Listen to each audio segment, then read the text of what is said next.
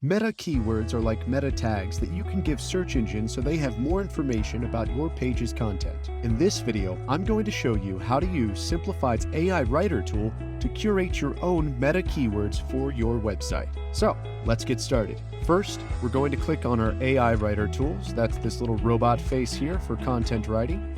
Then we're going to start with a template, and from here we could scroll all the way down to our website meta keywords, or you could type it in the search bar here. Click on that, and now we'll be prompted to put in our own title for our website, as well as a meta description for the AI to sift out the keywords we're looking for. So, here we go. My meta title and my meta description. Click Generate when you're ready, and there you have it. Some meta keywords for your website. You can always click Generate More for more results, and I encourage you to click it a few times to expand the variety of your options.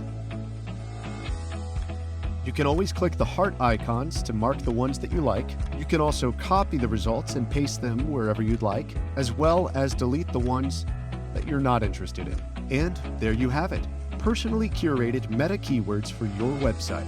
For more tips and tricks on how to best use Simplified's AI Writer tool, sign up at simplified.com. See you there.